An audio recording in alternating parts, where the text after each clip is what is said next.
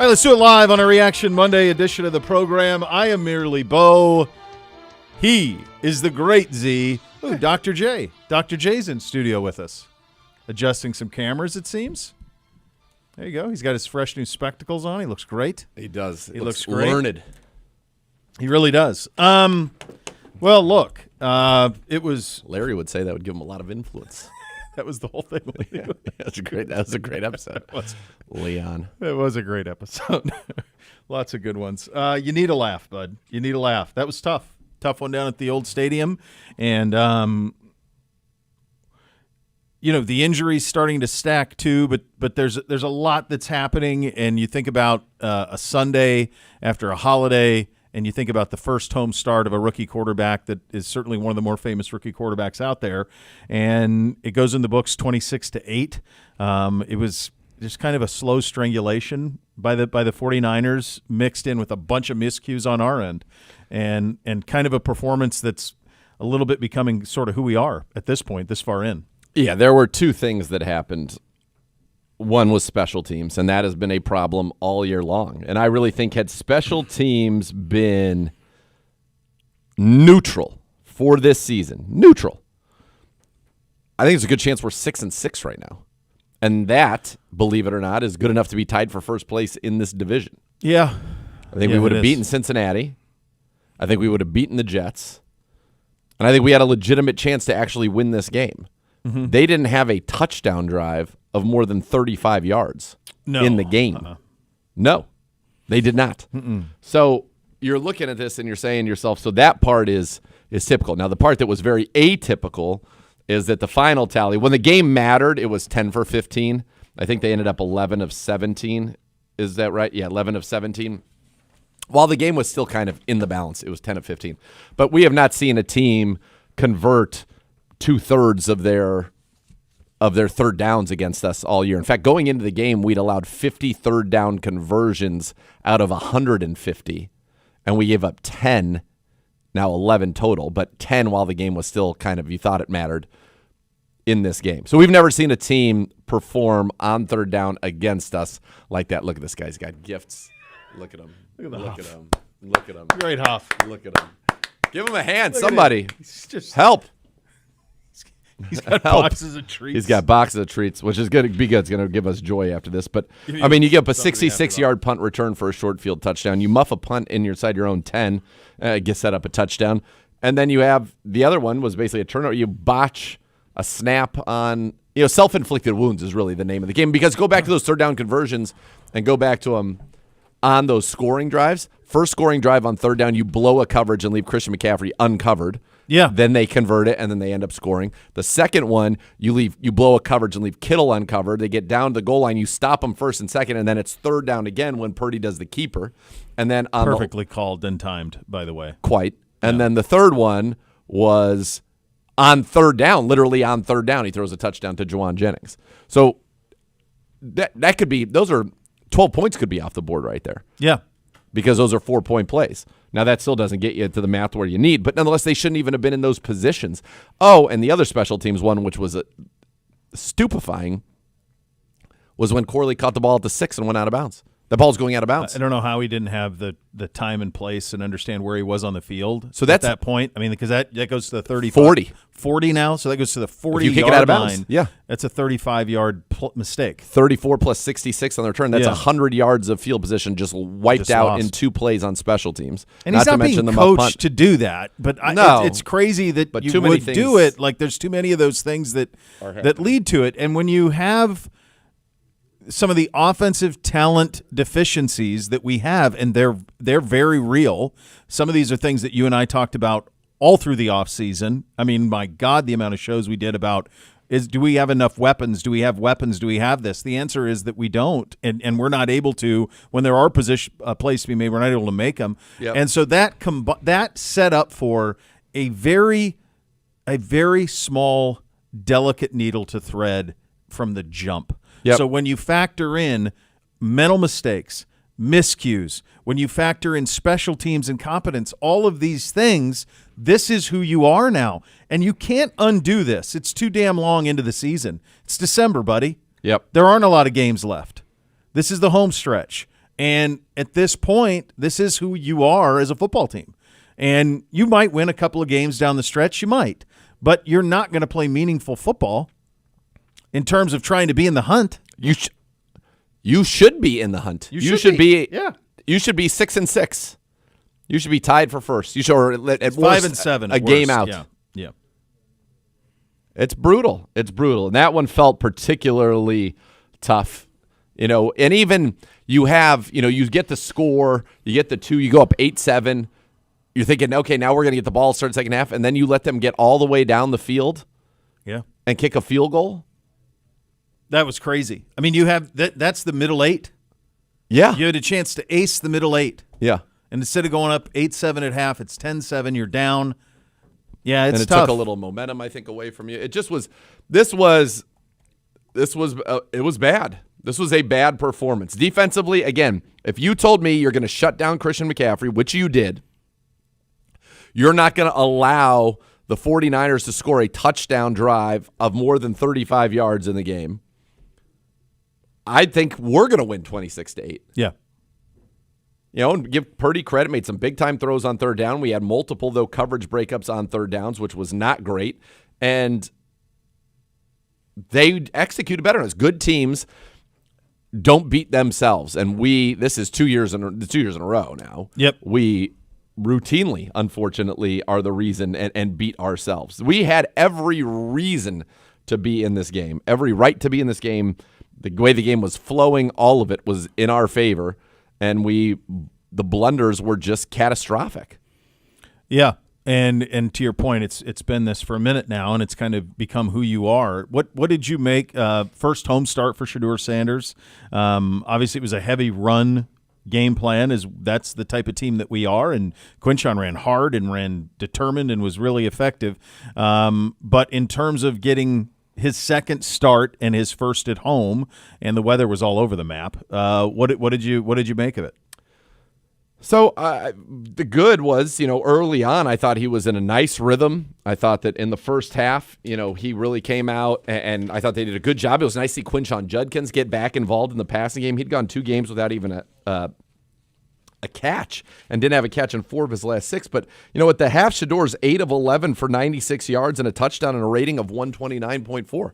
Now, in the second half, and part of it, this is those lulls that we get into, we just didn't really possess the football. You look at it in the first half, 5 plays, 21 yards, 10 plays, 49 yards, 7 plays, 17 yards, 10 plays, 90 yards.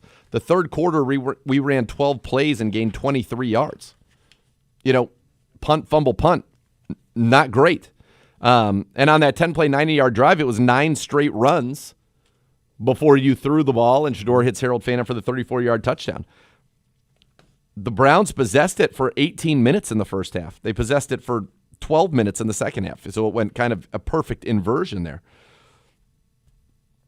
It's tough. I mean, you look at the Niners' drives, the only drive that produced 36 yards all game was the field goal drive at the end of the first half.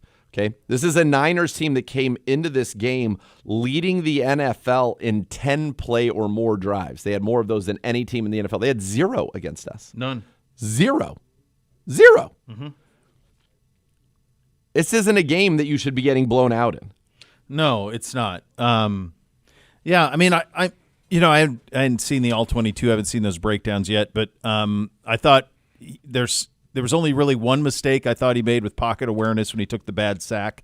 Yep. That was a tough one from a pocket awareness standpoint. I don't know if there were plays to be made down the field or not. It's hard on the TV copy to see that. They shoot everything so tight, so it's hard to know if there were plays there that weren't made. I thought the throw to Fannin was sweet. I thought that was nice to fit that in there. I thought that was cool to set up that one goes for the touchdown, obviously. Yep. There's no question that provided – you could hear the boost that provided when you made that play. But to your point, in the second half, we were so incompetent that there's no way of really knowing how any of it went. I mean, it would you just weren't on the field much. Yeah, and that's what's frustrating. And think about this, Myles Garrett puts on one of the greatest moves I think that you'll ever see. A person that size to Euro step and be completely untouched by a guy who's going to be a first ballot Hall of Famer in his own right, and Trent Williams. Trent Williams is a stud. Is unbelievable to me. And so he gets that sack. It's the 19th on the season. Every sack he gets is a new career high. Every sack he gets is a new franchise record. He's on his way right now. He's right there. He's 4 sacks away from setting the season record with 5 games to go. He gets that sack and goes down to celebrate, and we're right in this game. And then the next thing you know, we fumble the punt. Mm-hmm. Go right back out on the field. It's like, I don't know. I'm very disappointed with the way that we talked about it. Play good defense, run the ball, hit a few shot plays, and then be neutral on special teams, neutral to good. That was the recipe for success this year, and we have for much of the season not hit the chunk plays, but we're starting to now. And for much of the season, unfortunately, we have not been neutral to good on special teams. In fact, we have been downright dreadful on special teams. Oh, catastrophic. Catastrophic. Yeah. No. Yeah. And the crazy thing is that at the beginning of the year, it was you were worried about Schmidt making field goals. That hasn't been a problem at all. It hasn't been that at all. It's been in the coverage. It's been in the return game. It's been just a mess. We were in the Detroit game. We punted away after a drop pass. Yeah. Punted away. They returned that to the house. Game over. Yep. Jets returned back-to-back kicks. Back-to-back kicks. That's right. A kick and a punt. Yeah. This one, 66 yards, not to the house, but pretty darn close. Pretty darn close. The HOF. Yes. Gentlemen. Represented Bernie. Yes, love it. I love it. Bernie jersey. Picked it up this weekend. The great folks in the equipment room put it together for me since at Dick's, the biggest size was medium. And I didn't think I was going to schmidt into the medium. You weren't going to get into that. Uh-oh. You're right. You're right. So you and the fam came in, Hoff? Yep. Yes. Yep. What did you make of how it went down yesterday? I'll tell you what, it peaked early for me. Reese gave me a big hug. She was pumped to see me. Yes. She was legit pumped to see me. Yeah, you're one of her favorites. She loves the energy because she's probably the only one that can match your energy. Man, that was on a great day moment in for and day me. out basis. But after that, it was disappointing. yeah, I think for everybody, and that's an understated comment about how you feel about things because defense continues to play at a championship level. They continue to do everything and more within their capabilities, and they are going to keep you in every single game. But when you shoot yourself in the foot as a team that knows it can't shoot itself in the foot, that's the most frustrating thing. And we talked maybe 6 or 7 weeks ago about, all right, this is the situation we're in. What do you do as a coach, right? New players aren't going to walk off that bus. You're not signing guys in free agency right now that are going to solve your problems. So you have to decide, all right, what are we going to focus on? What are the things we need to emphasize that if we do these things, concrete things, we're going to be a better team? One of them were minimize turnovers and no mistakes on special teams. And we're still having those issues that lose the game for you. Unfortunately, special teams are those areas where, it's great to have a big return every now and then, but really what you want is a special teams unit that you say, wait, did we have any punts? Did we have any kicks? I guess I don't even remember any of those plays. Exactly. I don't remember them. We ran out there. We were on the 25 or the 30 or whatever it is, and they didn't exist. We didn't even have to worry about it because the pain and anguish of special teams mistakes is way worse than the feeling of good when your special teams does something nice and gives you a big return and sets you up. That's it exactly. Yes, and it's very frustrating. It is very, very frustrating. And I was talking about this, going in the game, I said, look, you shut down Christian McCaffrey, you've got a good chance. Christian McCaffrey, 24 touches for 74 scrimmage yards, 3.1 yards a touch. The lowest he had in any other game this year was 4.6 yards a touch. So we're talking that is 2/3 of that. So he had his worst game by at least 33%. 24 touches, 74 scrimmage yards. Every other game where he's had at least 24 touches this year, he had 140 total yards, 141 total yards and a touchdown, 139 and a touchdown, 111 and a touchdown, 201 and 2, 173 and 2, 121 and 3, 142 and 1. And against us, he had 74 yards. This defense is doing everything you need it to do. Special teams has I think in large part, and there are other things that we are deficient at, do not get me wrong, but we understood that we were going to be deficient, I think, in some of those things. Special teams has in some ways derailed this season. I mean, I think there are 3 games you legitimately say could go the other way, and that's good enough to be in first place in this division. Even if you win 2 of them. If you're right, you're game out. You're in the mix. You're in the mix. You're back in the hunt graphic. Yeah. Now we're not in the hunt. Not in that graphic, which made me very excited and happy on Thanksgiving. It was great. I was yelling, Jack, look, we're in the hunt. We are not eliminated. We're not eliminated. So technically, there's we still should a chance. Still be in the You're hunt. saying there's a chance. Yeah, but they didn't even list us last night. Yeah. Cruds.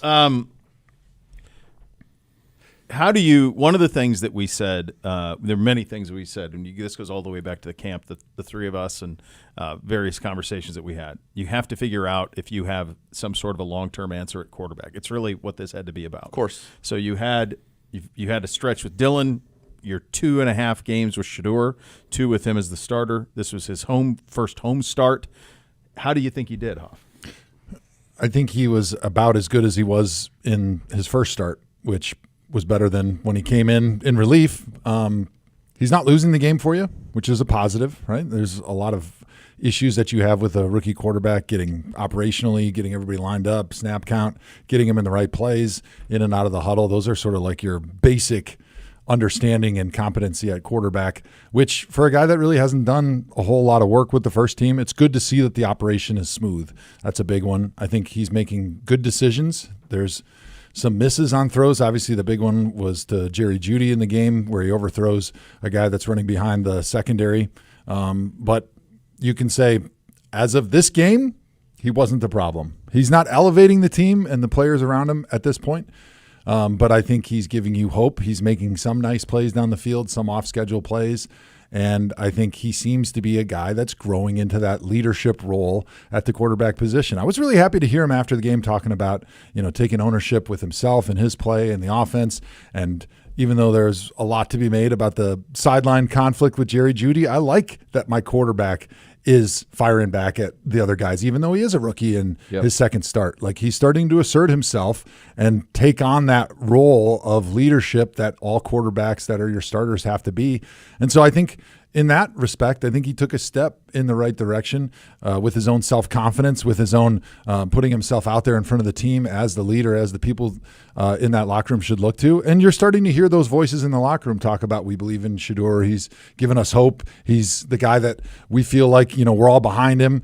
And so I think those are things were great, but certainly there's a lot of improvement that needs to be made if you want to name him as a guy like, we feel good about him being our starting quarterback going into next year. I don't think yet he's answered the big question for us in one way or the other, whether he's definitely going to be the long-term answer and we don't need to draft quarterback next year, or we say, we don't think it's Shedeur and we do need to draft a quarterback next year. And so I think the jury's still out, and it's probably going to be out for a few more weeks, but he definitely has earned himself more opportunities to continue to show that he's growing into that role as maybe that starting quarterback for us in the future.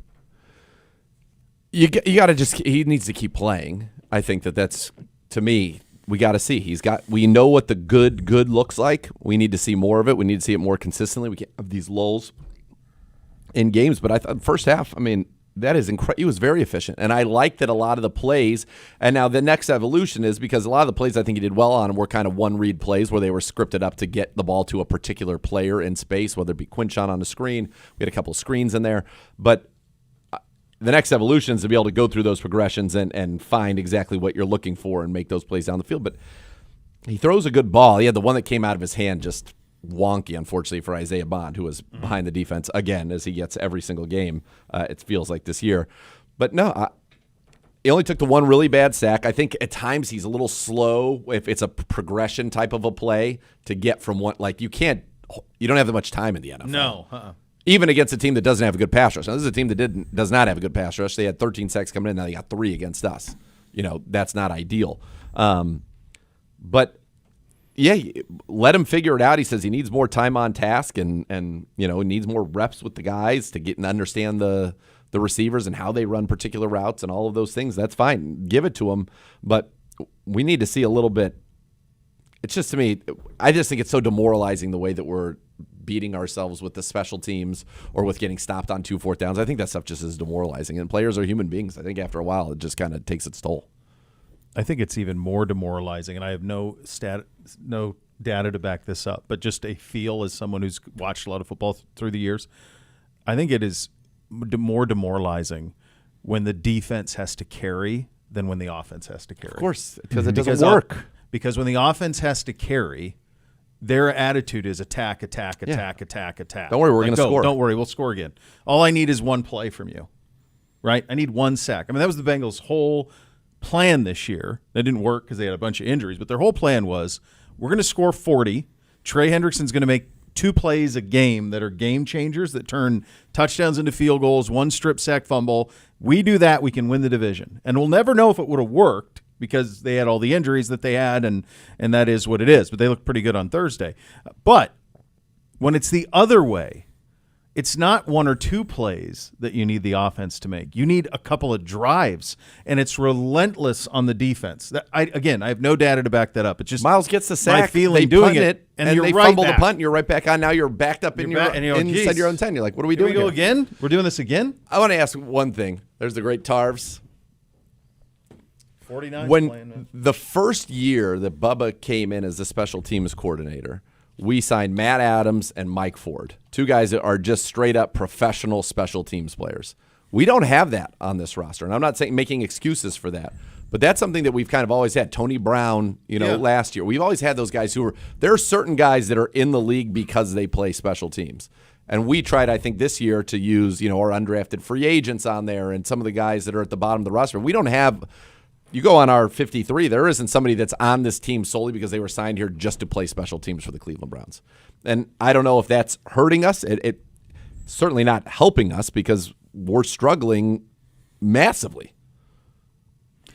There's a few different philosophies. I think a lot of coaches that come from like the defensive side of the football, the Bill Parcells, Bill Belichick tree, they always want to have 3 or 4 core professional special teams guys because they've always believed in playing great on special teams and winning with defense, and then obviously you want your offense to be as good as possible, but that was always kind of the formula.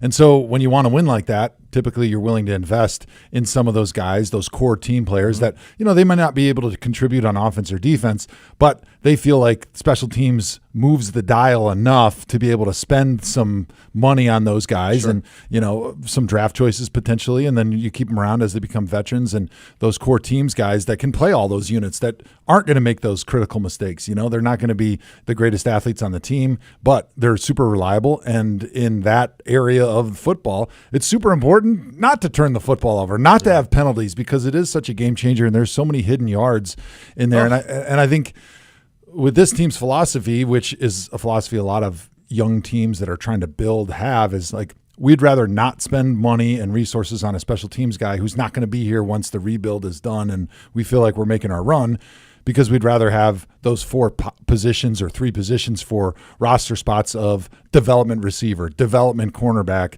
and then we'll teach him the special teams. Yeah, we might have some mistakes, but you know what? We weren't going to win the Super Bowl this year anyway, so I'd rather find out about those guys, use those positions to be able to kind of develop somebody for the future. It's tough. It's just this year in particular, it just is, I think it's really kind of unfortunately come to roost a little bit for us because you mentioned those yards, hidden yards. Think about a 66-yard punt return, and then you have one where you catch the ball and step out of bounds on your own 6 that would have gone out of bounds. That's 34 yards. That's 100. You just gave 100 yards. And most coaches would say 100 yards worth 7 points, right? Like, it's hard to overcome those things. We're not explosive enough to just be giving points away. And the team like the Niners had every reason to lose that game. 13th consecutive game that they've played on Monday night, Thanksgiving week. They got to go on the road now, fly across the country here. The weather's nasty. It was not pleasant down on the field at all. The wind was whipping. It was cold. That's not 49ers weather. It's not. And I think had we gone in the half 8-7 and maybe we put another score coming out of the half, things are different, but we give up that field goal and then we have a bunch of blunders in the second half. They had every reason to lose that game. Buys the next week. Like, we're already on vacation, right? Yep. We're going to go beat the Browns. And we beat ourselves to their benefit. Very frustrating. Yeah, it is. It is. And it's hard to you think about the remaining schedule. You have the Titans here on Sunday, then you're at the Bears. Bills We're the number here. 1 seed in the NFC right now. Correct. By the way, here's a pretty interesting one. Do you know if they win tonight the Patriots will be the number 1 seed, right? They'll be the number 1 in the AFC. It is 40 years since the '85 Bears. Yeah. And who did they play in the Super Bowl? The Patriots. The Patriots. Oh, my God. Yeah, and they just Would put that out be something? And that doc the dropped? shuffle doc. Yeah. Can you imagine if like all of that came together? Somehow the Bears are the 1 seed. It's crazy. Cool. This is an upside down year in the league. There's a lot of crazy stuff that's happened. This plan was always one that was going to be predicated on elite defense. It was going to be predicated on field position. It had to have clean special teams, and we haven't. And that is what you are, sitting there at 3-9 in the bottom of the North with a pretty ambitious schedule left. Certainly the Bears, the Bills, and the Steelers are all going to be playing for something in their games. And then at Bengals, who knows? I mean, they beat Baltimore. If they can go on a little bit of a run, neither Pittsburgh nor Baltimore have run away from this, so it might be 9 wins that does it in the AFC North. It's hard to say the way how things have gone. We got a ton of injuries in this one too. Dylan Sampson, calf injury, he is day to day. Wyatt Teller, calf injury, he is week to week, so he is going to miss Sunday. Jack Conklin goes in concussion protocol. I didn't see the play that happened in. I just saw they noted on the broadcast that he was out with concussion. I didn't see the play.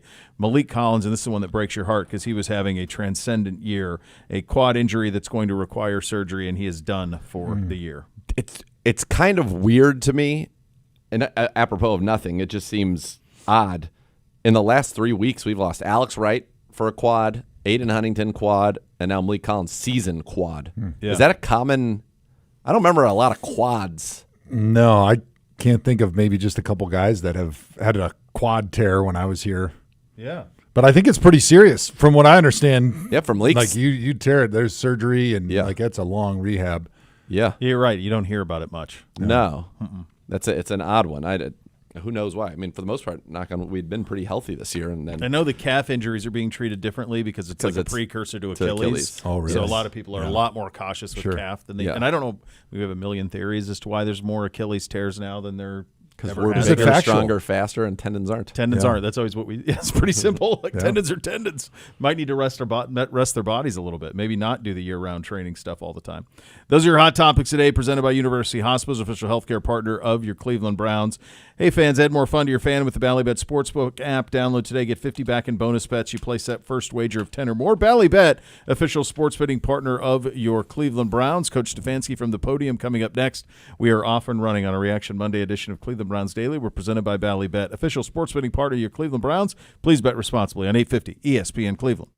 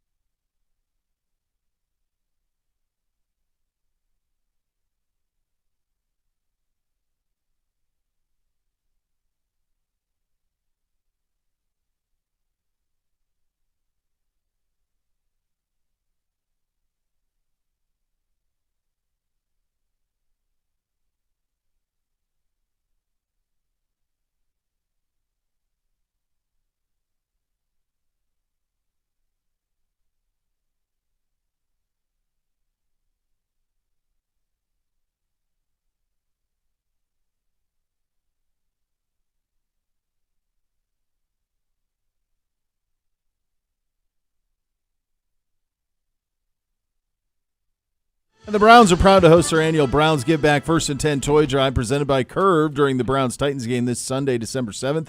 Bring a new unwrapped toy or make a monetary donation at Dog Pound Drive or any stadium gate. All contributions benefit the Marine Corps Reserve Toys for Tots program in Cuyahoga County. Time now to head to the podium, presented by Vivid Seats. Purchase your official fan experience package today for the ultimate game day. Here's your head coach, Kevin Stefanski. All right, injury front. Goes down. Malik Collins has a quad injury that will require surgery, so he will be out for the season. So very disappointed for Malik, and he's obviously been playing such good football, and he provides great leadership for this football team. So disappointed for him, but he will bounce back. Dylan Sampson has a calf injury. I'd say he's day-to-day. Jack Conklin remains in concussion protocol. Wyatt Teller has a calf injury. I'd call it week to week. So we'll see how those guys come out of it in the next few days. Obviously, like we talked about yesterday, did not play complimentary football, and we did too many things that make it hard to beat a good team. It's not about one play. There's not one play that I'm talking about, but just in general, as a team, we have to play complimentary football, and that'll be our focus. That's something that we're watching the tape right now, pointing it out in ways that we can be better offensively, defensively, special teams. With that, I'll take any questions. Hey, Kevin, Gage, he fumbled one punt, muffed another, and then he lost a third on a muff. Did you think about replacing him at any point with anybody? You know, Gage is a young player that I have faith in. I trust. He's been very dependable this season, Jeff. He's played in some of the conditions that we've had down there in previous games have been tough. Obviously, the muff, those are one of the easy ones that he just didn't make in this game, but I trust him. The other time he had one of our players bumped into him, and then he needs to secure the ball on that third one, like you mentioned. But this is a young player that I feel that he is getting better throughout this season. We trust him. He'll keep working, and that's all it is. All right, thank you. Hey, Kevin, when you went back and watched those 4th and 1s, what stood out to you as far as why they didn't work? Yeah, we need to do a better job as coaches to give our guys an opportunity there. Of course, we can execute better, all those type of things. That's been an area where we've been, have had some success this season in some of those 3rd and 1, 4th and 1 situations. We did not yesterday. So you got to give credit to San Francisco, but there are definitely things that we can do better on our end. And the same for that long punt return. I know we talked about it all year when this happened, but what did you see on yesterday's? Yeah, we leveraged the ball well. We just got to make a play. Somebody's got to get that guy on the ground. We're in good shape. We just didn't. We leveraged well, but at the point of attack, we did not play together there to get that one on the ground. Thanks. Yeah, Kevin, just wondering, after you watched the film of Shedeur, what are some things that you saw him build on from the week before? And then a follow-up to that is, what is maybe the wisdom in kind of taking this thing week to week if you're still doing that? Yeah, again, Shedeur had some really good moments in that football game. There are things that he wants back that we're coaching up right now that he can improve upon. But bottom line is we have to continue to put our players in position to succeed. For the young quarterback, you only get better with turns at this thing in these games as you see more coverages, as you see more defenses, and as you prepare versus different defenses. So just looking forward to that constant improvement with Shedeur and for all of our young players. And just the notion of kind of just not looking beyond this week, is that still your strategy for this? And what is the thinking behind that? Yeah, I'm just dealing with our football team week to week, but I'm pleased with his progress. He knows he wants to continue to get better and better, and that's the right attitude to have, and that's why we'll continue to work. Thank you. Hi, Kevin, on the 4th and 1 from your 33, Teller was coming in. He hadn't been on that. And I know you wanted to get the playoff and kind of quick snap him, but were you close to calling a timeout at all? Yeah, had the injury to Jack, which had some moving parts with KT, and so had Wyatt out there late, which that's something that we need to be better about as a offensive unit, as coaches, as players. Had an eye on it, felt like we were going to get the snap off. Obviously, we didn't execute in that situation. I want to make sure that I'm always putting our players in positions to succeed. It's a situation where you don't want to use your timeouts in the second half if you don't have to, if you can get the play off. But obviously, we didn't get what we wanted there, which is disappointing. So always thinking about if there's better ways in those situations to put our guys in position to go get it. And Malachi Corley catching the ball at the 5. What was his explanation? Was he confused about the rule, or was he knows the rule? He's well aware of the rule. He made a mistake again, and that's what I said earlier. These games are never about one player, one person. He's a young player he'll learn from that, and he'll be better. Kevin, kind of sticking with the special teams, Grant Delpit said last night after the game that it's not so much of a things need to change in preparation. It's hard to prepare on special teams. You just kind of have to make plays and give the effort. Would you agree with that? And do you feel like there maybe is more that you guys can do in a week to clean up some of those, whether it's returning or coverage on returns to clean up some of those special teams blunders? Well, I think definitely I trust in the way that we prepare. I trust in how we get our guys ready, and we'll always look at if there's things that we can do differently. We'll always look at that, Cam, in the structure of what we do. But I feel like we do a good job getting our guys prepared. And then the effort's there. We just got to get those guys on the ground. That's obviously disappointing in those moments. But again, it's about getting it out of our guys, whether that's going to come from the meeting room, the practice field, et cetera. I trust that our guys will work and will improve. And then with Malik, I know obviously a blow to the interior, but also we've talked so much about how he's impacted what Miles has been able to do, what the edge has been able to do, and how that trickles back. So one, how big of a loss is it to the entire defense to lose a guy who's playing like Malik was, and then how do you plan on maybe addressing his absence?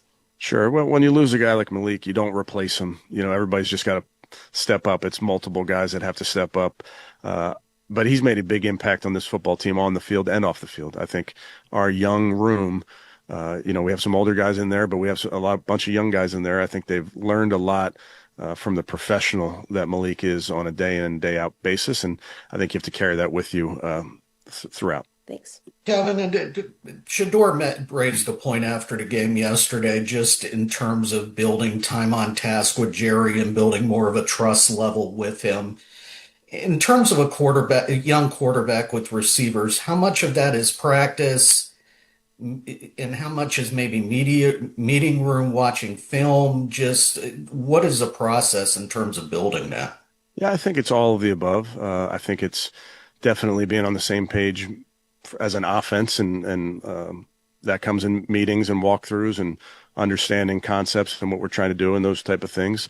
And then time on task on the football field and practice and routes versus air and games. I think all of that adds up. Hey, Kevin, I want to ask you about Wyatt and the calf injury. When exactly did the injury initially occur?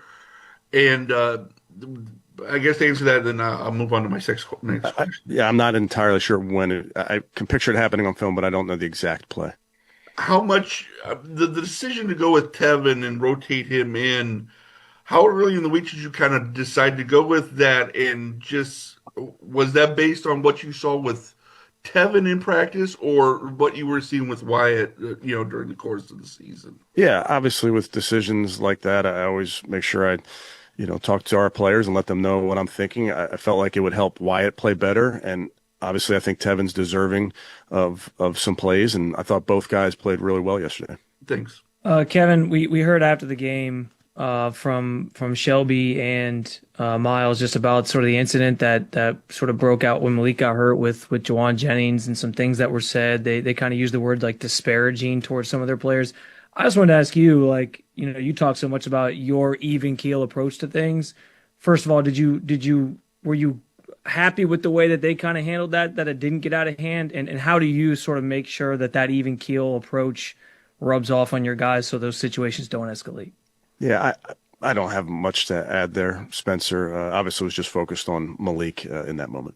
Yeah, Kevin, just wondering, did you see that there was a sideline confrontation that happened between Shador Sanders and Jerry Jeudy? And I know that that's part of football, that those kind of things do happen.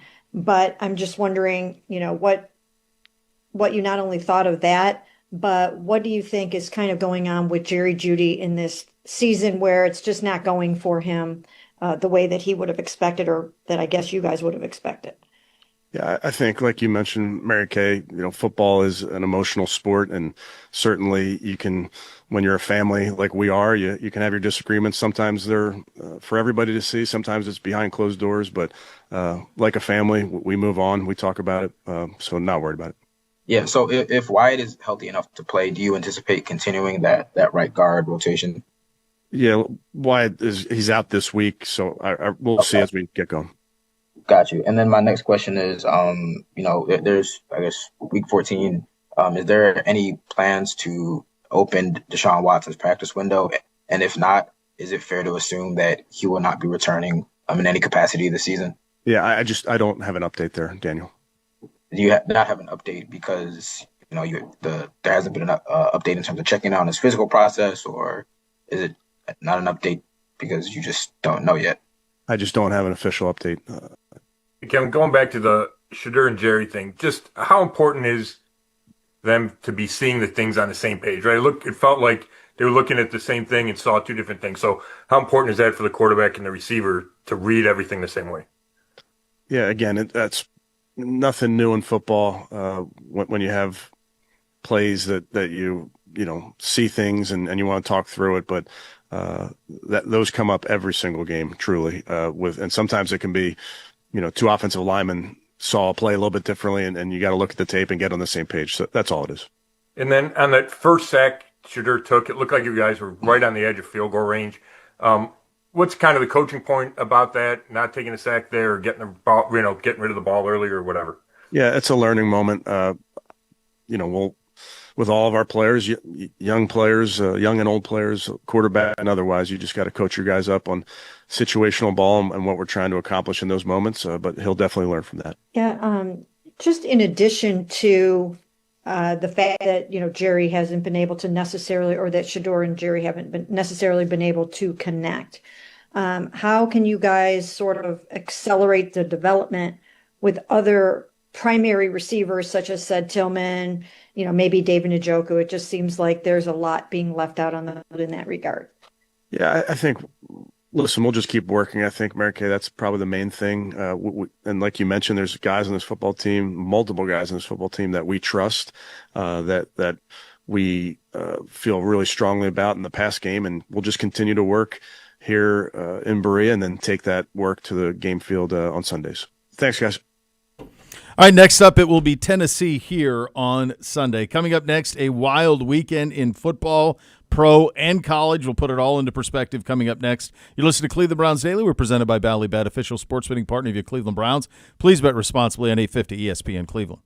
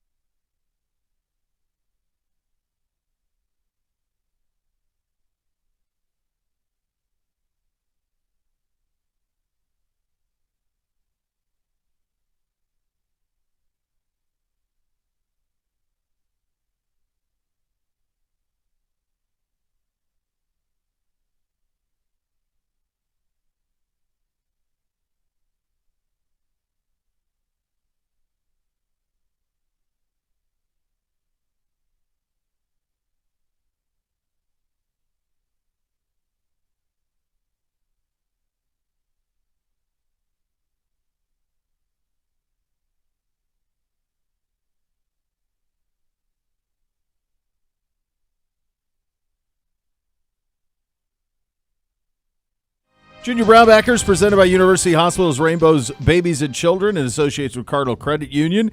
The Cleveland Browns official kids club is gearing up for another season of fun. Ages 4 to 12. Give your kid a season full of Browns memories, exclusive gear, experiences, events, and plenty of surprises all season long. Visit juniorbrownsbackers.com to join today. There was a lot in the football world this weekend. What other than us? What most intrigued you? I mean, you had the Thursday night stuff Thursday Thanksgiving stuff was incredible. I know we're gonna do some NFL stuff. Yeah, we haven't got to get back to that. The Chiefs Cowboys game had so much at stake for both of them, and then that led into rivalry weekend. And honestly, one of the most I was envious as someone who does content around college football that the Lane Kiffin situation did not happen in the Big Ten. I would have killed for that. I would have killed for that. All right, so will you? We've talked about this, and College Football Nate is apoplectic about it. Oh wow. Does he rear his ugly head every now and then here on CBD? Nate? Yeah, I have one of the highest rated segments in the history of radio. In the history of radio. Yeah. College Football Nate. Yeah, I'm not 4 surprised. downs with Of course College not. Football Nate. Yeah, Started off just knowledge by osmosis, just sitting next to Bo. But now I got my own takes. Nice. The fact that, and tell me if I have this wrong, but so he's going to go to LSU. Yeah, 7 years, $91 million. Okay. They also, by the way, are going to pay his bonuses if Ole Miss makes a run. The bonuses in his Ole Miss contract upwards of $1 million. LSU's paying those. Oh wow. But he is no longer coaching. No, he left. Ole Miss. No, he left. In fact, they rolled his clothes out into the street at Ole Miss. Oh yeah, it's gotten spiteful and lovely. They I love literally it. It's were hilarious. waiting outside. The fans were waiting out to tell him he's number one as he was getting on a plane. Yes. I mean, it was unreal. Yeah. Could you imagine, if Kyle Shanahan, after beating us, was like, you know what, this year, I'm really feeling what's going on with the Bears, and I'm leaving the Niners, and I'm going to go coach the Bears the rest of the way. Like, the idiocy that this is allowed, that the calendar is set up, that there should be no portals, no transactions, nothing until the championship game is played, and then the day after the championship game, open season. They this guy, it's absurd that he doesn't get to coach this out with Ole Miss. It is. It's absurd that that's his the case. team. It is. I also don't blame Ole Miss. I wouldn't want him near my roster. I wouldn't want him near my staff. I wouldn't want him near my quarterbacks. I wouldn't want him near any of it shouldn't because be he's going allowed. to pull it. So I don't mind him asking if I can coach. I also don't mind them telling him no. No, you can't. He shouldn't But be this allowed to is- leave right now. I did this. I can do this in 1 minute. I can fix the whole thing, and I don't understand why the NCAA hasn't done this a long time I understand why ago. the conferences don't get together and be like, Because listen, they don't dude, they don't agree on things. Listen, why the SEC within the SEC should be like, nobody take anybody else's coach until after the national championship. Like, this is ridiculous. In that league, Yeah. It's ridiculous. Good though. luck. that league is NASCAR. If you ain't cheating, you ain't trying. Is that league? So there's no honor among thieves down there. The simple way to fix this is you take week 1 and you make it week 0. So you just move the whole season back. You play the Ohio State-Michigan game, the Minnesota-Wisconsin game on Thanksgiving, the Saturday before Thanksgiving, last weekend. This weekend is Army-Navy. Then you play the next weekend. You start the college football playoff. And you do it the following weekend, the next weekend, then you take a week off for the holiday, then you play the semifinals on New Year's Eve, New Year's Day, national championship the first Saturday night afterwards, then you open the portal, then you move signing day back to February instead of this. Signing day is this week.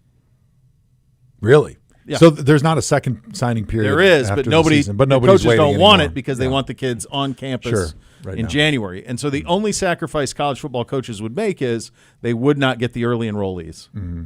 And if you Okay, just did fine. that, what happened with Kiffin wouldn't have happened. It wouldn't have happened. And if you think that's something, there's more coming. There are going to be players who say, like, there's already whispers that there's a certain player at Alabama that would be really sought after that is being offered in the millions to transfer now to LSU. Oh, wow. Like, that's happening now. Bama's playing for the SEC title Saturday. By the way, a game nobody wants to play in. Ohio State is playing Indiana Saturday, number 1 versus number 2. Nobody wants to play in this game. Yeah, S said who wants to sit everybody. Yeah, why? What's the point? Doesn't matter. Yeah. So the calendar, the adults Could in it the matter room for have wrecked seeding? it. Like, One would of them's going to be the 1 will be the 4. So they're both going to get buys regardless. Yeah, I mean, they're the only 2 undefeated teams left. Okay. So the winner will be the 1 seed, the loser will be the 4 seed, and you'll Yep. go from there. It's crazy. It's just It's such a. I fixed it though. in a minute. Yeah, right. It's just no fun. Fixed. It's And yet it's so much fun. As someone who talks about it, It is like, fun, can but- you imagine if Kirk Cignetti at Indiana, like this week, was like, you know what? I'm a Pennsylvania kid. I'm going to go coach Penn State. Yeah. I mean, I would love it. I would, not for Indiana folks, but just for like the chaos of Right. it, I would love that. Yeah, but shouldn't like what's the point of even starting the season with a team, that Ole Miss team, that's Lane Kiffin's Ole Miss team that is going to be in the playoff? Yeah, they're going to be the 6 or 7 seed. Yeah, Should have a chance to win a national title. He recruited that team. He coached that team. He deserves to see that through. But he shouldn't be able to leave right now. Well, Joe's neighbors with the guy who did what Lane Kiffin did not do. Luke Fickell. Luke Fickell had the honor to coach Cincinnati in a college football playoff game against Georgia that they had no chance in winning. Those two teams could have – that was Georgia, peak Georgia. Yep. They could have played 100 times. Cincinnati loses 100 times. In doing so, he turned down the opportunity to coach Notre Dame, the opportunity potentially to coach Oklahoma, the opportunity potentially to coach LSU or to coach USC. He turned all of that down to go back and coach that team and see it through. And then the next year, with all due respect to Wisconsin, it's a great program, but I think you'd probably say not a blue chip of the bluest bloods, infinite money, all the things that come with those places. So that's what Kiffin could have done. He could have coached his team, said, why can't I know he I just can win a coach- national title at LSU. Why can't they just coach and then after the playoff go to LSU? Because if you're at Ole Miss, you can't let that wolf in the hen house. Because he's gonna recruiting recruit. all those He's guys that already come with him. there. It's already happened. No, but at least They're you can say those who so want they to go with them promoted- are going to go with They them. promoted the defensive coordinator, which I think will stop a lot of it. I mean, that's going to slow a lot of it down. So they promote the defensive coordinator to head coach. And then they didn't let him have access to any of the players. They shut all that down. Now some of them are going to come anyway, but they're going to try to sell them on the idea of stick around and let's see if we can do something magical. It's the calendar. It's not. It's the calendar, right? It just shouldn't be. He shouldn't be allowed to leave right now for anywhere. It doesn't matter. Nobody should be like you got to finish out the season. Now, if he got fired, that's one thing. But if you are crazier coaching, too, like those two are rivals. Right. I mean, so why does Yeah. he think it's so much better? LSU is better. Obviously, LSU's won better 3 talent. national titles Yeah. in the last 20 years with 3 different coaches, 2 of which were a damn far cry from Nick Saban. Like Yes. Les Miles Right. and Ed Orgeron they're really good recruiters but borderline buffoons, and they won national titles with both of them. LSU has played for an SEC title with all of those coaches, including Brian Kelly. Excuse me. Ole Miss has never played for an SEC title. They're just not. They're not. They don't have the money. They don't have the resources. One's a town of 25,000. The other one's a metro area of almost 1 million. It's just a totally different job. Like he's taken Ole Miss, in my opinion, like as far as it can go. as far as it can go. It's just the calendar. So it's so dumb So broken that this is allowed to happen. I wanted to ask you guys something. Did you see the Jeremiah Smith play in the Ohio State-Michigan game? No, I missed it. The touchdown on what third was it on third down? It's fourth. Fourth down. Fourth and down. 5. Yeah, 4th and 5. Yeah. All right. So, Hoff, if you haven't seen it, so he catches the ball on the 9-yard line. He roasts on 4th and 5. Yeah. He puts a move on that is Yeah. why he's going to be the first position player off the board next year. So he puts a ridiculous move on, catches it on 4th and he catches the ball at the 9-yard line. Yep. Okay. He takes 3 steps in play. He catches it cleanly, 3 steps in Yep. play. As he's crossing the line, he gets hit by a Michigan defender and the ball jostles. Never hits the ground, but the ball jostles. And then he maintains possession as he's going out of bounds. Yeah. It was the dumbest. I'm sitting here going, do I not understand the rules of the game? It's not a catch. He already caught it. He caught it and ran 3 steps. He never fumbled it. And like people were saying, like Taylor Lewan, all these people are saying, how is that not a fumble? How's that not a touchback? I'm going, I get, maybe I don't understand football. I don't understand. It would only be a touchback if the ball went out the back of the end zone, out of his hands. It was never out of his hands. It was never out of his hands. He never lost possession of it. No. Like theoretically, you could juggle a football as you're crossing the line. Yeah, as long as you have it. As long as you have it again. Yes. Never hit the. I just didn't understand it. Because you're 100% correct. Well, I don't. Yeah. So that was it strange. made absolutely no sense whatsoever. The other thing I've never seen in my life, I've never seen an opposing player headbutt an official and not get thrown out. So that happened in the Ohio State-Michigan game, wow. too. It was a spicy game. Michigan defender early. head-butted the official. Yeah. Now, I think he was trying to say this is what the guy did That's to what me. he said. Yes, he was saying that he headbutted so he was trying to show, and then he accidentally with the helmet, he headbutted him. Accidentally smoked him. He head-butted the referee. Oh, wow. Yeah, nuts. Crazy. Nuts. Absolutely crazy. How was was it the Ghosts? The Ghosts handled you?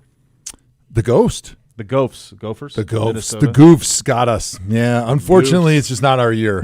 Not our year, Wisconsin. I was hopeful. I mean, he had a little momentum in November. I was thinking maybe we built a little momentum. Yeah. The last few weeks, our offense, unfortunately, I've been beaten over the head with good defense, bad offense all season long with both of my teams, and somehow Wisconsin's offense is even worse because they've got the four-string true freshman quarterback doing the best he can, but that's not much. And so the defense does a pretty good job most of the game, and they just can't score any points. They don't even really run the ball that effectively either. Luke's got to put those quarterbacks in like bubble wrap.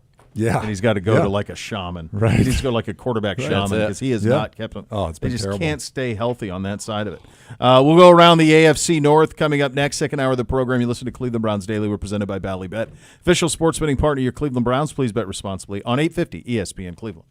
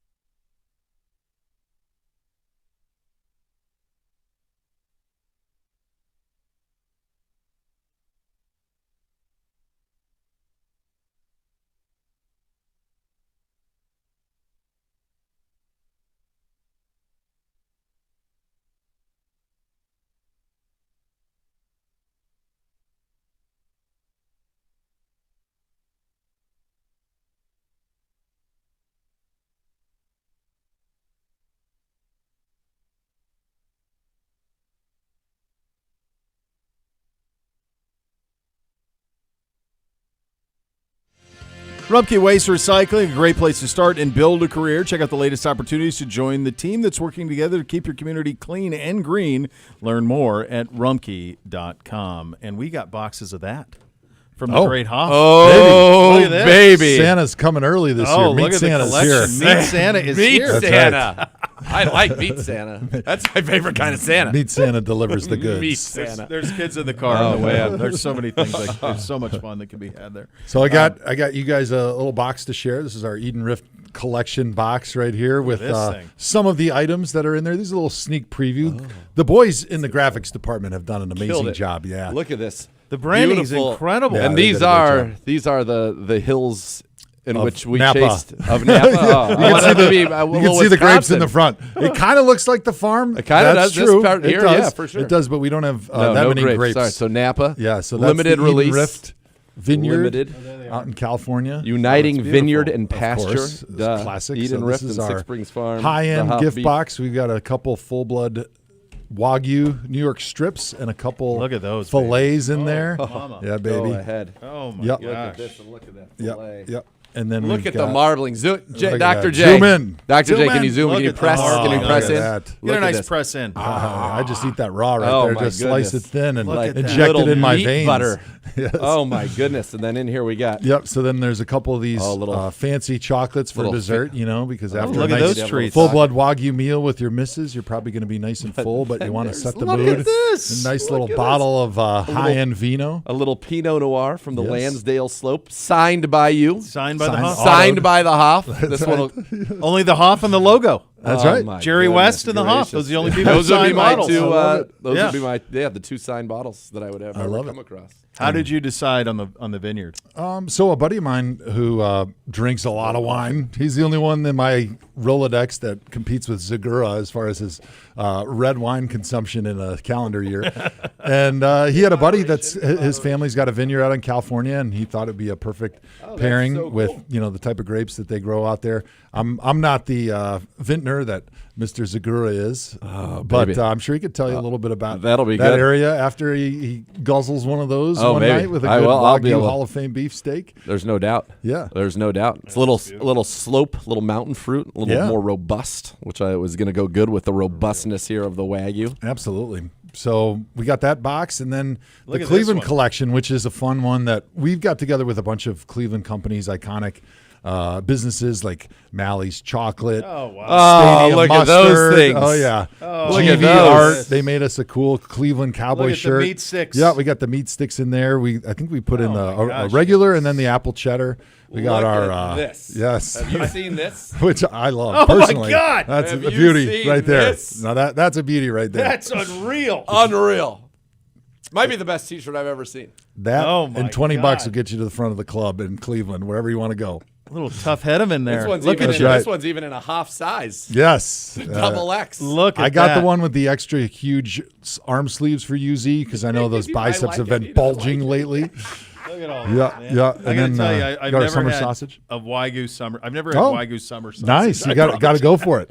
So What a this treat. Oh. this week is when we're going to do our and we got our Bourbon whole beef muscle jerky in there, too. bourbon beef jerky. baby. What a treat. And a nice little Meister cheese chunk there from the creamery from Muscadet, Wisconsin, where my farm is, right down the road from Let's us. not forget this. Yes, so that comes in the Eden Rift box. That's my challenge coin that the Hall of Fame made for me. cool is that? So I think they only made like a couple hundred of those and gave me some. So I autographed those since that's our limited edition box. So you get one of those Wow. cool challenge that's in here. coins. Okay, yes. Yeah, and then Mr. all sorts of goodies. So Oh, these my are just sneak previews because our full Cleveland collab box has an autograph card from me and then a picture from Stipe since it's got our course. coffee Your in there. coffee The All in there. Cleveland coffee will go in there as There's all well. the things, In yeah. addition to all the things, the Stadium Mustard Summer Sausage collab is finishing this week. They're fermenting right now. So I gave you the regular, but as soon as Gosh, those are that's a done, I'll treat. bring those back. Yeah, so you guys can enjoy some of that. The So if- Stadium Mustard. You're going to get from All Cleveland Coffee, dark roast coffee, campfire ceramic mug from Mally's. Yeah, there's a mug in there too. Yeah, You the can envision chocolate-covered it. pretzels. That's That's right. Greetings from Cleveland Variety Box, Yes. which is the good chocolates. And then the unbelievable, the Cowboy T-shirt's just Yes. outrageously good. The It's outrageously Cowboy good. is amazing. And then you get so the good old Yeah. stadium mustard, which dates back to the 1920s when it was offered at all Cleveland Indian games in historic League Park.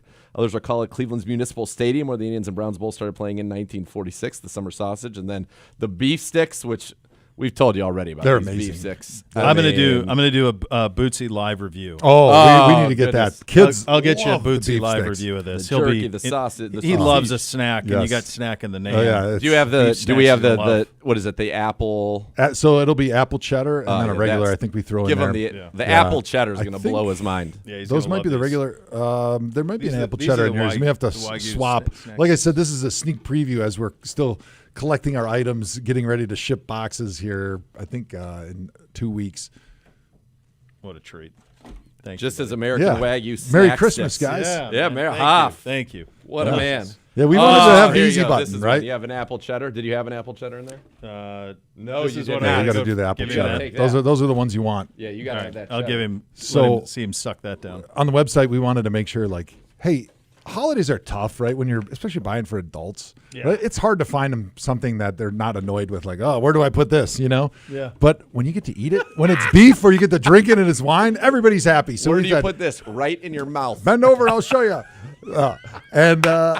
So we wanted that easy button, right? We wanted somebody love to it. be able to just go to the Yes. website and say, okay, this is my budget.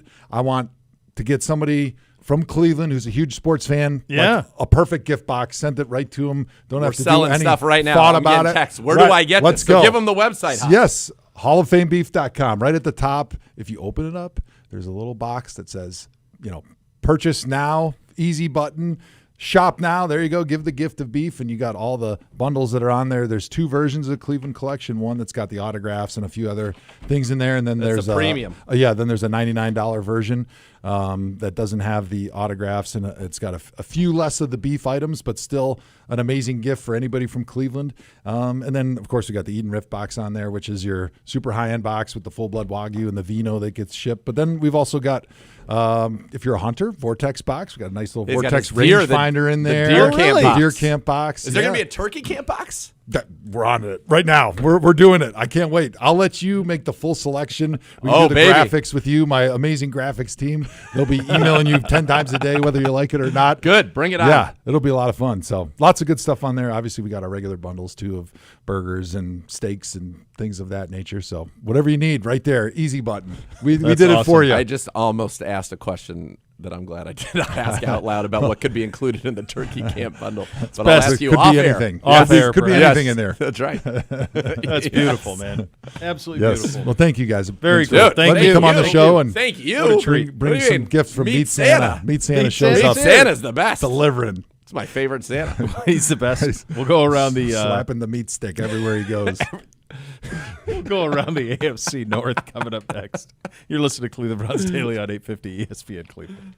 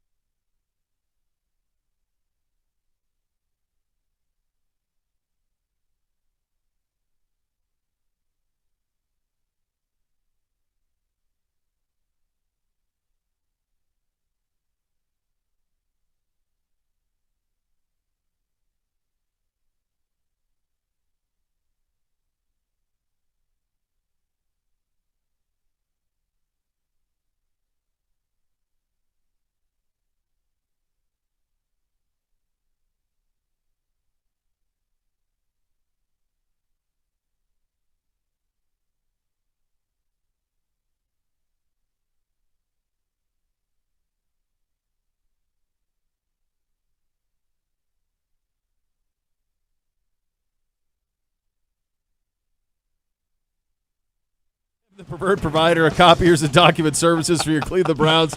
Tackle any size office at 216-485-2000. Visit ohiobusinessmachines.com. What do we make of the AFC North, gentlemen? That here we are. I remember back in July going, could 3 get in? Could 2 get in? Could 3 get in? Well, it's going to be 1.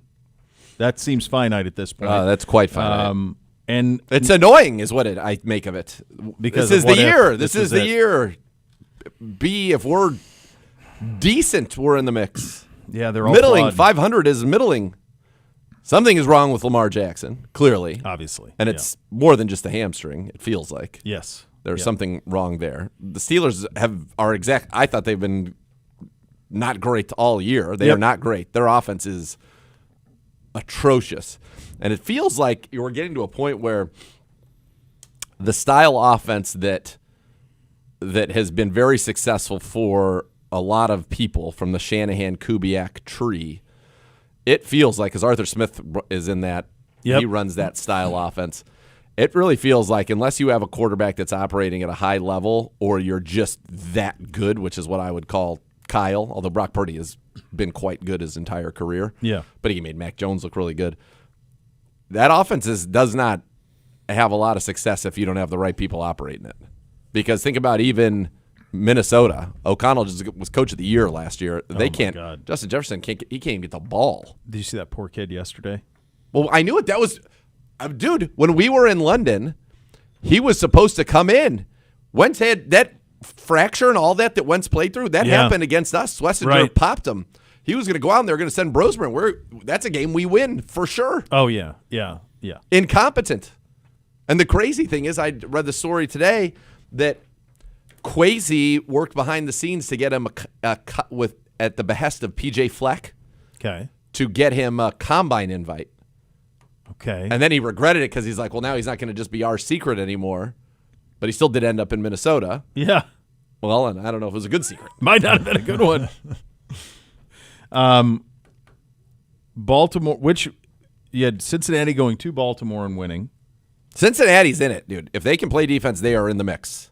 They're the scariest team in our division. If they right win now. their next 5, Hoff, and they got Buffalo Sunday, who's very beatable. They are. Yeah, they're not special either. Like that's the team the fewest people would want to play. The Bengals? Yeah. Yes, because if you can they have score, Burrow you're and- scary. yeah. If you can score in the NFL today, you are scary. And so I'm going to start early this year. Weapons.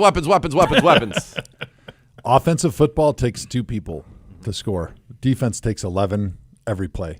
Yes. It's really hard to get 11 guys to win consistently for 4 quarters. Yeah. It's a lot easier to have a superstar, a Burrow, a Chase, and just be able to make one Greatness. play between the 2 of them on each drive. Yep. And you make greatness. Yeah, I don't think I just wonder it's just a shame that for them that they have those losses to the Bears and the Jets. Well, I'm not going to cry for them. I'm not either. But those are This is like stupefying. Hanford on Countdown when he's like, man, I really feel bad for Mark Andrews dropping that ball last year in Buffalo. I'm like, this isn't the Ravens countdown. It's not their show. Calm down. No. Whenever he always has to qualify, he's like, well, I'm rooting for when we play the Ravens. I'm rooting for the Browns. Yeah. I hope so. But I guess the point of all of this is one's going to get in, and did the Bengals dig too deep of a hole to come out of it? And of the other 2, which one would you take off? In the AFC? AFC North. I do not believe Aaron Rodgers is going to be able to finish the season healthy. And every week he's getting banged up. I mean, not that the offense has been great with him, but Terrible. I just don't believe in that team and their makeup over a Lamar Jackson team. I know you're saying that he doesn't look right. He's not feeling 100%, but he seems to be the type of guy to me that kind of takes it easy. Not that he's not trying hard, but he's playing the long game, understanding, hey, we need to be at our best going into the playoffs, hoping that obviously in the interim I don't have to be Superman, but when the time comes, I'm hoping that hamstring feels good down the stretch, and I would much rather play a Pittsburgh team to get into the playoffs or in the playoffs than I would a Baltimore team 100%. with their current makeup. 100%. Here's the schedule. But that's why they can't. They needed to beat. All they had to do is take care of business against the Bengals. Yeah. They just needed to win that game. Yeah, Isaiah likely dropped the ball going into the end zone, getting knocked. That turned into the touchback that people were, I guess, wanting in the Ohio State game. But so they go Baltimore and Pittsburgh play this weekend. Then Baltimore's at Cincy. Cincinnati gets Buffalo this week. Then Baltimore gets the Patriots at home. And then Green Bay. At Green Bay, at Steelers. I don't know. I think 9 wins is minimum. So for them, they've got to go 3-2 in that 5. They can definitely do that, but they can't have both those losses be to the Bengals. So say they split with the Steelers. Yeah, they need to win that so game that in Cincinnati. that's both of them gets them to 7 wins, right? Yep. I think that somebody will get to 9. I'm with you, but it is possible 7-9 or 7-10 or 8-9. 8-9. I'm sorry, 8-9 could win this division. So that's the Baltimore schedule. Pittsburgh obviously opposite. So they're at Pittsburgh's schedule. They're at Ravens. Then they've got Dolphins at home, at Lions, which isn't quite as formidable as that was, although they're much better than Pittsburgh. Yeah. Then they're here, and then Ravens at home. It could come down to that last game. Those two teams play in this regular season finale. It's in Pittsburgh. And who do the Bengals have? I'm sorry. Did you say Bengals? And the Bengals are at what, 4? They're 4-8 right now. So they need to go. They go at Bills, then they're Ravens at home, at Dolphins, Cardinals at home, us. They need to go 5-0. They got to win them all. They could. Yeah. That would get them to 9-8. They can score. We could end up being the Saturday last week doubleheader. Yeah. Yeah, you could. Down in Cincinnati, 4:05. I think we'd be the first one, right? If, let's say that game was to get them to 9-8 and both the other teams were at 8-9 or whatever. 8-8. 8-8, right. They could be the nightcap. They could be. Then you have tiebreakers. You have all kinds of They craziness. booed Renegade. Yeah, Siciliano said now they think it's a bad song. He booed Renegade. They finally woke up. Dark days in Pittsburgh. You don't like Renegade? No, they're over Siciliano says it's the worst. He was like, this is the dumbest song. I said, listen, this is a tradition associated with winning, and that makes it cool. Yeah, I can't hate on that. I think it's pretty cool. It's pretty cool. You played there with that. Welcome to the jungle in duress. Cincinnati. That's pretty cool too. I mean, you got to be able to call a spade a spade. I know that his Browns fandom runs very deep, Very into his deep. genetics, Yes. but that's a cool tradition. Yes. So here was let's hear from some of the principals on this. Let's start with Mike Tomlin. Here he was post game yesterday after their loss to the Bills. Not a lot needs to be said, man. That's an awful performance by us, but it's us. We didn't do a lot well tonight, obviously. We didn't possess the ball or maintain ball security on offense. We were highly penalized. We allowed those guys to run the ball. Didn't play 60 minutes of action, didn't play complimentary football. And so we got to absorb that result. We're certainly not going to feel sorry for ourselves. That's this business we're in. All right, the quarterback of record in Pittsburgh is Aaron Rodgers. So he's playing with a broken wrist. He's got a bloodied nose from a hit that he took on yesterday. Which clips are we going with? This is the one. There are a couple. This is the one where he talks about not being on the same page as his receivers. So let's have a listen. When there's film sessions, everybody shows up. And when I check to a route, you do the right route, John and I just weren't on the same page. I checked to his in-breaker, and he ran out-breaker. John is a true professional, so I'm sure he's sick about that. But, I threw a ball I thought was going to get hit by the wind, and it was 4 yards over Roman. So that's a throw. I got to make that throw. But, we have our meetings every week. We have other opportunities outside of the facility, and look forward to seeing all the boys there. He is tremendous at throwing people under the bus, and they did a nice job. Well, I probably should hit that throw to Roman, too. Yeah. So, he's on both sides of it. So the other one was they asked him if the team was well coached and if, the offensive plan was good. Mm-hmm. And I don't know if he had I don't know what he had. He had some beverage that he just kind of looked at the person who asked the question, then gave a look like he was in this deep thought, sipped whatever drink he had, took some more time, and then was like, I know what you're trying to do. Ooh, tell us. It was like some bougie bottled water. Yeah, he's like, I know what you're trying to do. It was a bottle. And he's like, I'm not, I believe in the coaches and we're a well-coached team or something like that. But where you felt like that is not what he thought at all. The whole delivery of it was, he told you, so if you just read a transcript, sure. But if you watched it, you're like, I felt like he thought Arthur Smith was a buffoon. It's because it's very easy for him to say, we believe in these coaches. They're doing a great job. We're all pulling in the same direction.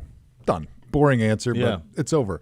No, but to take the amount of time that he did in that situation, he was trying to deliver a message. Oh. But he didn't want to be in trouble as soon as he walked off the podium by the media guy going, "What? Why did you say that?" He's like, no, I defended him. What do you mean? Yeah. Read the transcript. It's right there. Exactly. I defended him. I said he's doing a great job. You nailed that off.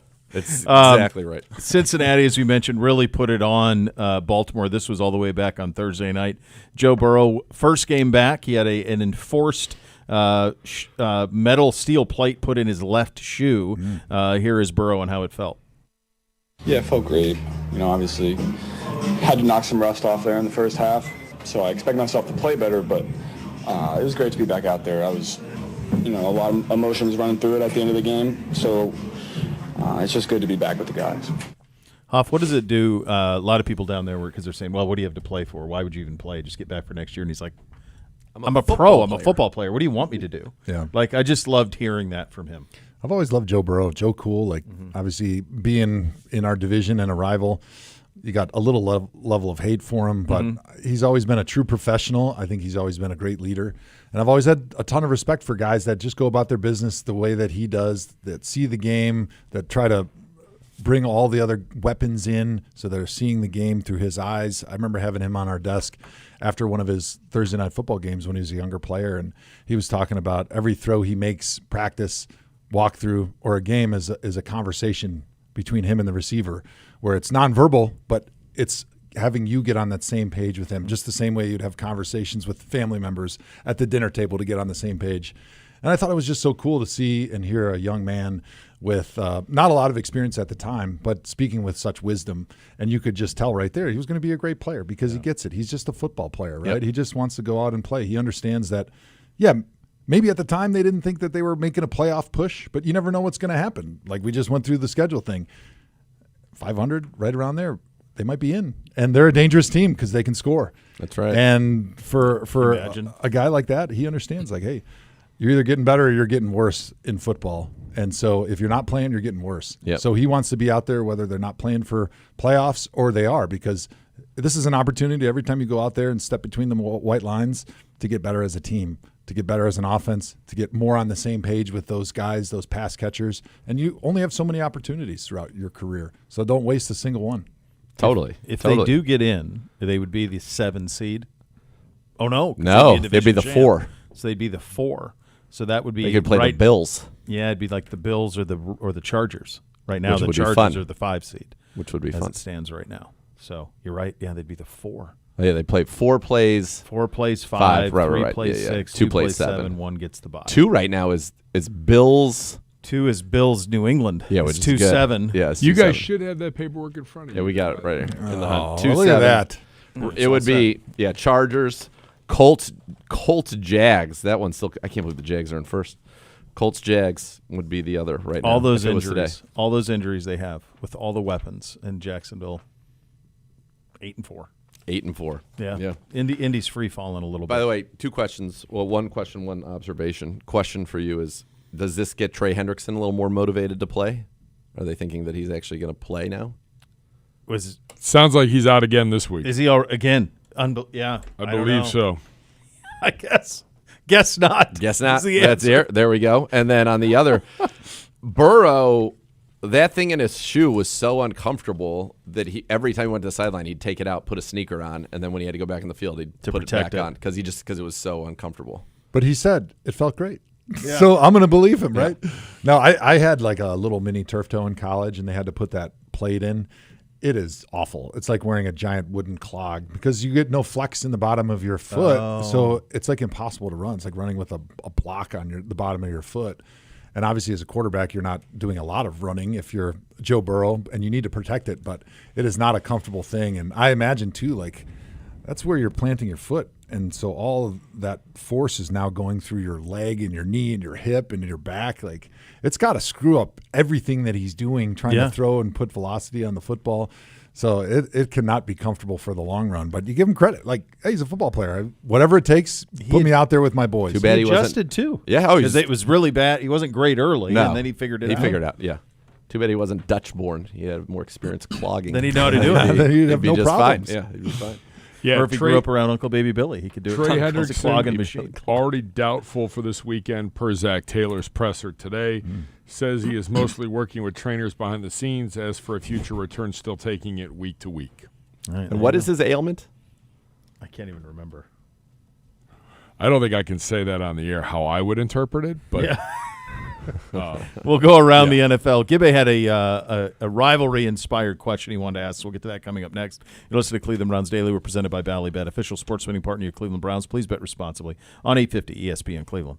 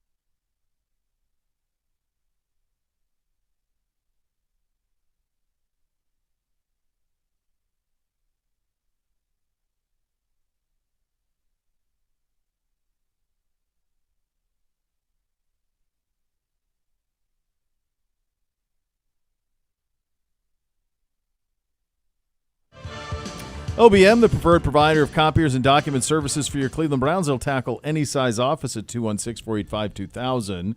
If a car, truck, or motorcycle accident caused your injury, call their injury lawyers at 1-800-ELK, Ohio for a free case for you. Elk & Elk is a proud partner of your Cleveland Browns. Time now for the Trench Report presented by Big Fig, the mattress made for more, crafted in Cleveland just like our Browns. HOF, how do you think the Browns will work through the injuries on the offensive and defensive line? We got a lot of them. Well, they're piling up a little bit. Obviously, the defensive line has been playing great all season long because they've been playing as a team. That unit approach has always been Jim Schwartz's MO, getting guys up the field, penetrating, disrupting. And even though you're maybe not the guy that makes the ultimate tackle, like you've disrupted the blocking concepts. And that's why I think part of the reason we're seeing Myles Garrett with this incredible sack the streak that he's on right now and the totals that he's put up there is because he does have those other guys getting to the quarterback quickly and forcing the quarterback into his rush lanes so they can't just avoid him when he's back there. So finding out who are those backup guys that are going to come in and be able to step up and fill the shoes, which are some pretty huge shoes to fill right now. I mean, Malik Collins has had an incredible breakout season. Yeah, you need Mike Hall to step up, drafted in the second round. He has a sack and a half in his second and a half in the last 3 games. You need Alex Wright back. He wasn't placed on IR, so this would be the 4th game he would miss, which would have been typical of an IR stay, so hopefully he can be back this week. But yeah, you need those. Malik Collins was having a Pro Bowl season. Could have made the case he was an all-pro season. He was leading all defensive tackles in sacks, pressures, and pressure rate. That's a big loss. That is a big loss. And obviously, afterwards, Juwan Jennings said things that offended our team greatly. Greatly. Yeah. Umbrage was taken. Quite a bit, yeah. And Shelby Harris, who I have a great affection for, had one of the great – I thought that was one of the most unbelievable post-games. Yeah, you don't see stuff like that very often. No, you don't. Gibby, you have a question for us. I do. In honor of Rivalry weekend in college football, which was amazing, what is the best rivalry in the National Football League? Ever, currently? All right, so I think you have to do that. Go currently. I think you have to put the caveat on it of one that withstands the test of time and the two teams' greatness. Because, so in other words, I don't think you can put Buffalo and Kansas City, or I wouldn't have said the Colts and the Patriots. No. That was really Manning and Brady. Like, I don't think those were rivalries in the traditional sense. So I think that is a key to the whole thing. Gotcha. I tell you. I mean, I have 2 that come right to my mind. All right, go ahead. Which would be, and then I have one that's an old school one that I don't think holds up today anymore. But Pittsburgh, Baltimore. I mean, that was for a while. Every game was within 3 points. They were the hardest hitting games. They've both been pretty good. Like if you take Pittsburgh from the time that Baltimore's inception, they've both been teams of consequence throughout that period. Niners, Dallas. That's probably a little bit biased by my upbringing, but they were great in the 80s. They had a rivalry. They had a rivalry in the 90s. There's still a lot of hate, though. Like Kittle's wearing the Like there's a history there. I wish they played every year. They should. It's too bad they don't do like college, and even though they're in a different division, just make sure they play every year. That'd be great. Because I do feel like there is something to that one. Yeah. And then the other one that I had, which was more old school, was Oakland, Denver, and that's again probably that was a heated. Yeah, it was heated rivalry, but I don't think it today. Probably not as much. Las now. Vegas, Denver. I don't think anybody's getting all fired up for. HOF. I always think of the Eagles and the Cowboys being one of those great rivalries.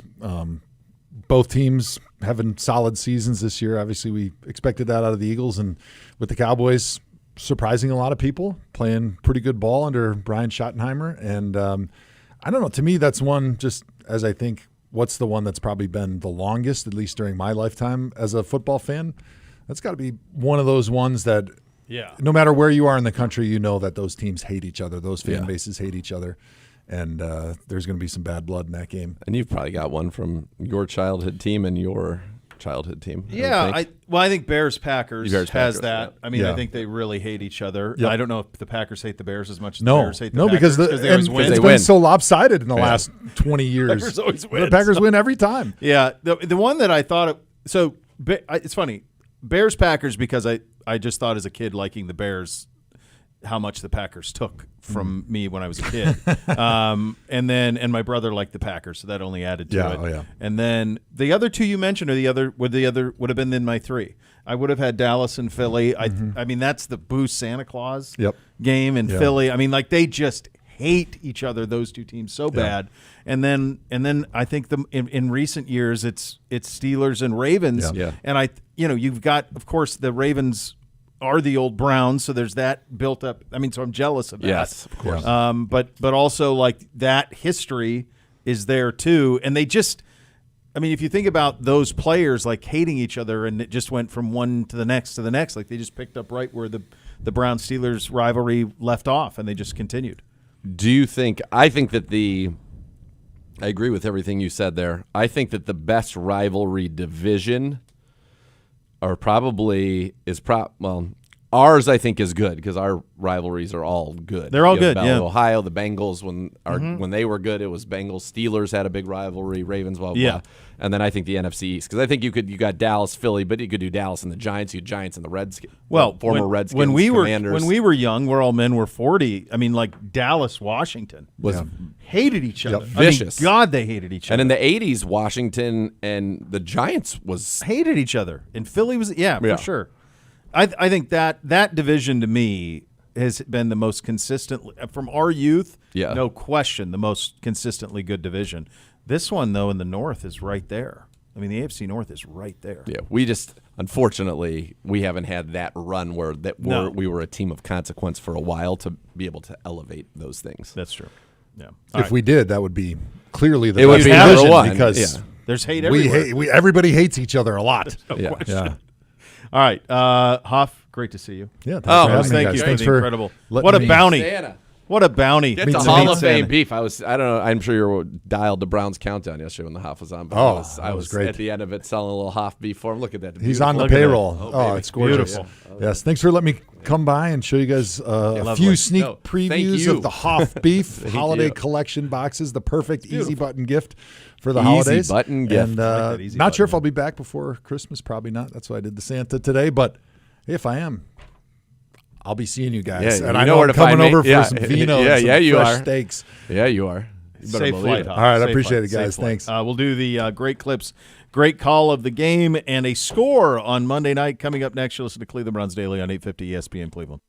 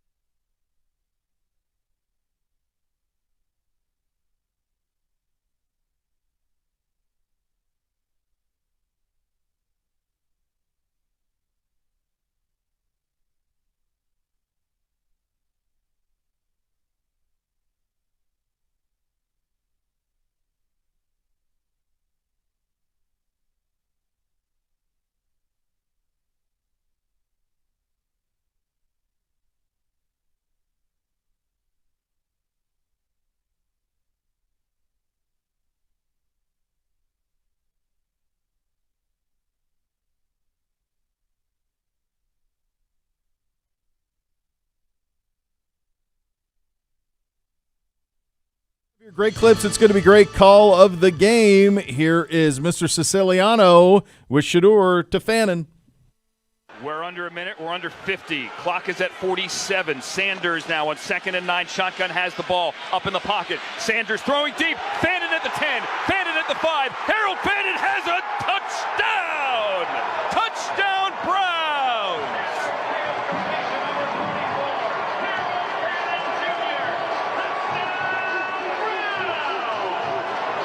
Listen to this crowd come alive right there. Shedeur Sanders, what do we say? He's got to work on climbing the pocket. Hits the top of his drop, climbs the pocket. Harold Fannin runs a little corner and up. It's like a tight end leak almost. He runs and out. They lose track of him, cuts it up the field. Judy on the clear out takes 2 defenders. Perfect ball. And you know Harold Fannin's not going to be tackled. He's not going to be denied. Touchdown Browns. Man, that you go from that to then that's with 45 seconds left? Yep. 39 seconds left. Oof. Fannin, by the way, is an unbelievable guy. Does not get tackled. No, my dad was very impressed that Harold Fannin and Judkins, he's like, first guy can't tackle him. I'm like, yeah, they're good. No, they're studs. Both of them are studs. Yes. Yeah, total. Yeah, it's too bad because you think about the joy in that moment of taking that lead and kind of the way you thought it would all go. We've got a Monday Nighter. Yeah, I don't think you're waiting up all day for it. The G-Men 2-10 in New England to battle Vrabes and company. 10-2 Patriots hosting the Giants. Can't look past this one if you're the Patriots. Bo Bishop. I can't go. I'm terrible. It's just a bad week. I can't go first. Okay. I don't deserve the right to go first. Don't say that. It's been a rough week. It's been a rough week. Decent year, but having a rough week. We made predictions a week before they started playing games. I know, but, dude, I missed like 7 of my first 8 or 6 of my first 7 games. I mean, it was brutal. I had a little rally in the afternoon, or it could have been a historically bad week. It's tough. Tough sledding out there. Yeah, a couple of the big dogs came through for you late. Late. Was good. Needed them. Yeah, needed a couple big favorites to go and do that, and they did. Yeah. I like New England in this one. If this was Jameis, I'm on the other side of it because it's not. It's Dart's first game back. He's been very productive. Vrabel, I think, is going to have a good plan for him. And I think that the Patriots are just a really, really good football team, and I think they are very cognizant of what they want to do, which is keep pace. You know, that puts them at 11-2. Mm-hmm. A win then would have to put them as the 1 seed currently. Now they're going to have the bye week next week. Yep. So I think they're going to take care of business, leave it all out on the field. They got the extra day. It's kind of amazing how the schedule worked out for them, much better than it did for some other teams. But they get the extra day for the Monday, then they get their bye. So I like the Patriots. I like them big in this one. I don't think it's going to be particularly close, like 28-13, something like that. Samesies on everything that you said. It feels like that's where it's at. And Braves isn't gonna. I don't think they're gonna have any looking around. I don't think there'll be any of that. I think they'll take care of their business and be able to move it up and down the field. And I'm with you on you the. You can watch the Dart first injury. half and be in bed and sleep well. I was. I thought the Thursday stuff was awesome. The Thursday games were awesome. They all were. They were great. 1 minute. I did not see any of the Friday. Friday, I was in a college football headspace. Friday, and then yesterday, obviously, I watched the early stuff, but then. Didn't need much in the afternoon, you know, the way that it all should go. No. So it was a front-loaded schedule for sure. Find out those ratings. Find out the rumors are saying it's huge.